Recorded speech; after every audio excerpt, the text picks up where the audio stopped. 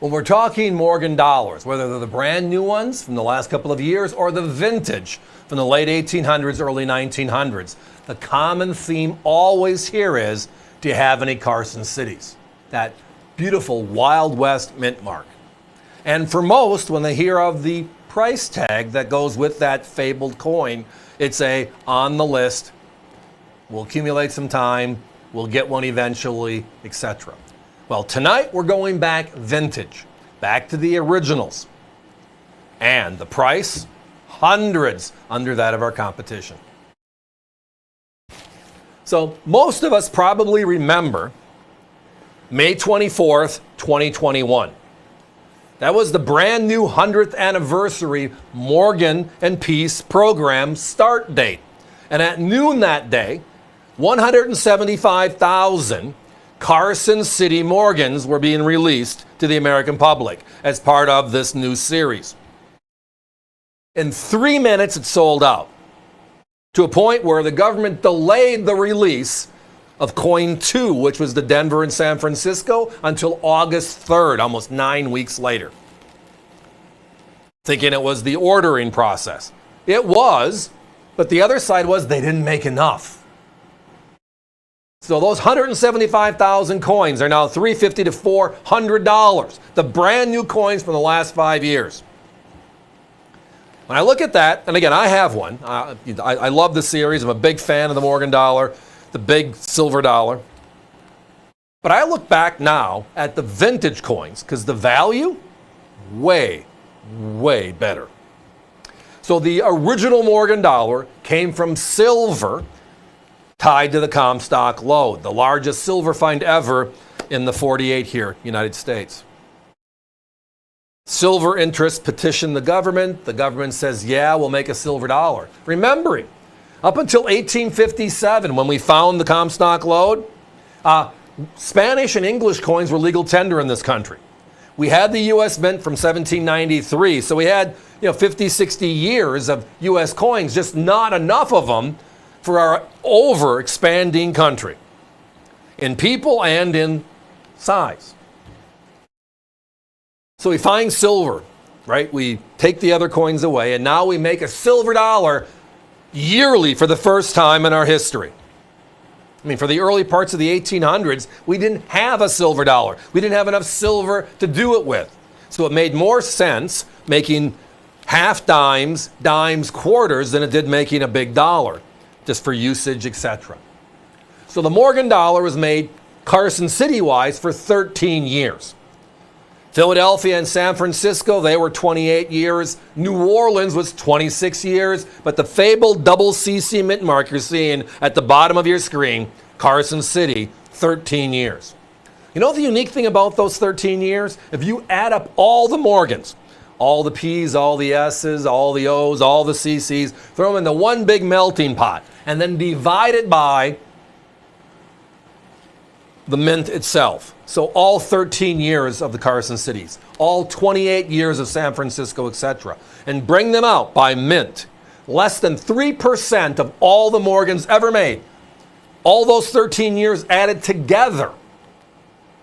Yeah, that's why they're so hard to find today. The other is the fact that the coins were intended for use out west as we were going through that Oregon Trail, right? Trying to get to the West Coast. This is at the time of we're making the railway possible.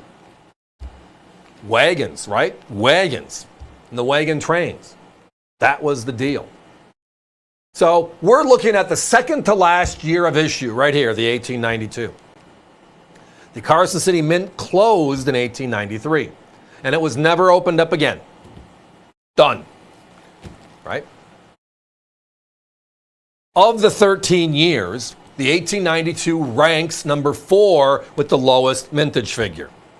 It is behind the 85, the 81, the 89, the 80, and then 92. So I'm sorry, it's number 5, right? But the part of the story that's missing that most don't talk about is this. We pulled silver in 1935. And at that time, if it wasn't a government vault, it stayed. Right? not released to the public. So when silver goes through the roof in 1964, we do an accounting of all the silver in our government vaults. We find some Carson Cities. And we find a couple of the rarer years. We find 85s, we find 81s, we find 80s. 3 of the 4 years in front of this 1892. But we find no 1892s in their vaults. None.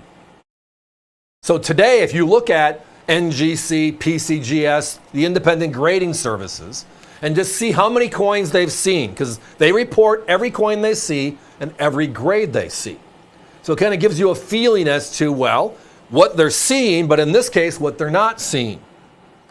The rarest CC, the 85, they've seen 56,000. Right behind that's the 81 CC, also 56,000. Right? 1880, which is number 4, 38,000. This one, 20,900. Drastically smaller, about half. Yet look at the price. My competition has the same coin you're seeing on your screen for between $800 and $900. So we're less than half, almost a third of the price, and you're seeing the quality. These are beautiful, hand-selected, circulated coins. When we look at Carson Cities, and we look at them often, and if you ask the people we work with, you show me 10 coins, just random coins, the odds are I'm going to keep maybe 2, maybe 3. Because how many of us have found a coin where the front looks gorgeous? We turn it over and it's like, nyah. Big gouge, rim ding, discolored. The obverse looks different than the reverse, so it wasn't stored properly. Or it was heavily used, because a lot of these coins were. Whole different game here.